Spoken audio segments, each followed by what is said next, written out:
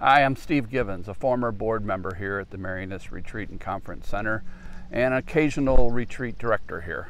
I first came here in 1978 as a high school student on my senior retreat, and this place has remained an important and inspiring place in my life.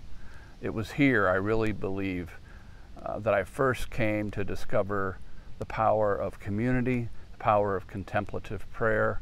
I found meaning in the church and came to know that silence can lead to action and purpose and ministry. Today's theme is faith like a child, and I want to tell you a story today. It's a story that you already likely know, but I want to put a different spin on it today. A different spin to help you better see and understand how a small and seemingly insignificant act of faith on the part of a child was transformed into a life-giving, nurturing, and very big gift. The story comes to us from John's Gospel, chapter 6. Today I am telling it from a different perspective, though.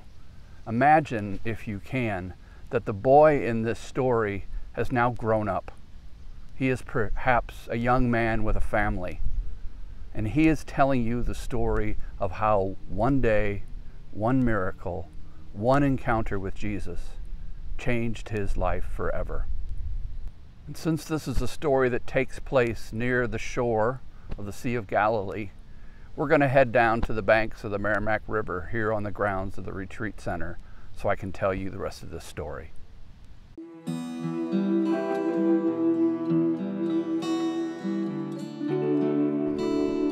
Here we are back at the Merrimack, and here's the story I want to tell you today. I was sent to the market by my mother with very clear instructions.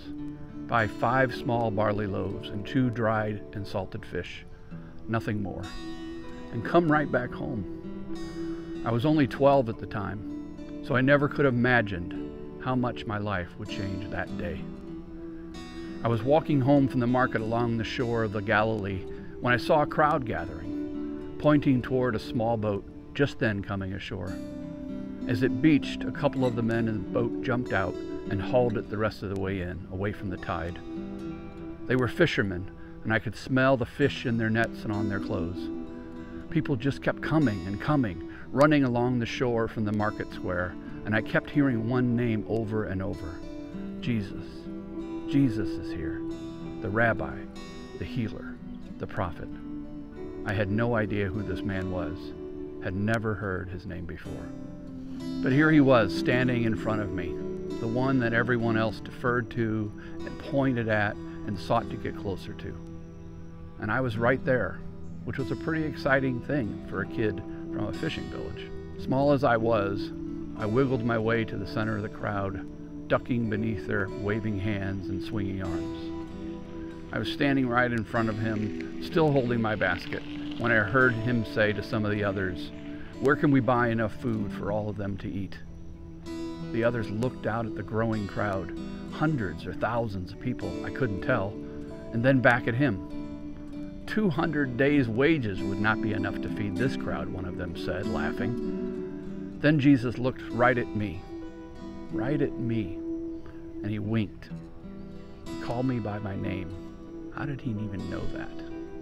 And he mouthed 4 words to me, which no one else heard. He said, "Can you help me?"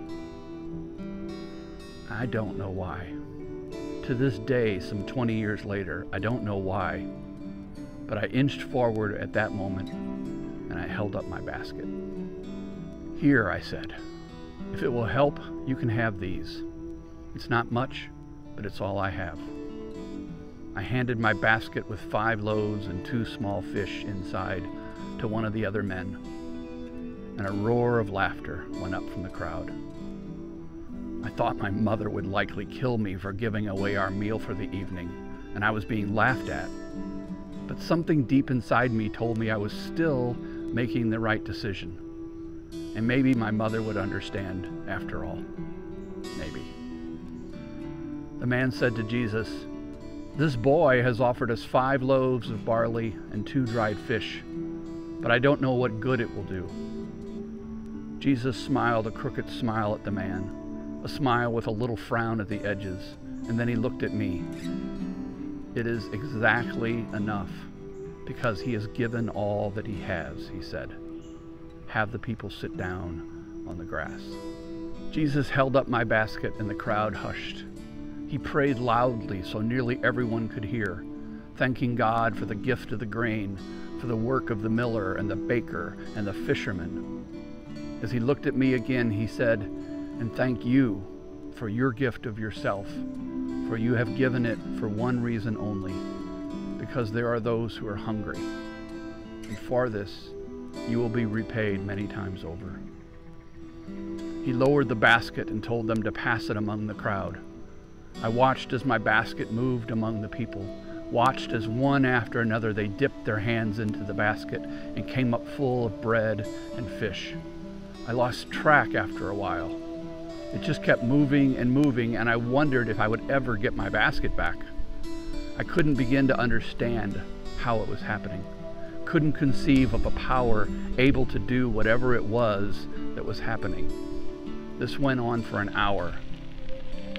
The basket never stopping and the people continuing to come up with full hands. Some asked for seconds. I stood beside Jesus and slyly slipped my hand in his. He squeezed it gently. Finally, he said, gather up what's left over and bring it here. His helpers dispersed themselves into the crowd and came back with 12 wicker baskets filled with partial loaves of bread and good-sized pieces of fish, enough to feed my entire extended family for many days. Help him home with all of this, he said. He gets to keep it all because he trusted me with what little he had. The people started to press in toward us then, started calling him king. And just as quickly he was gone, headed up the mountain with his followers so he could be alone. But I was never again the same, never stopped seeking to find him, to feel once again his hand in mine, to hear once again him call me by my name. I was just the boy in the story many years later, but I knew who I was because he knew me. So thanks for praying with us today. The next time you're tempted to give nothing at all because you have so little to give, the next time you think you can't possibly make a dent in the world's huge problems, remember this story. Remember the faith of a child.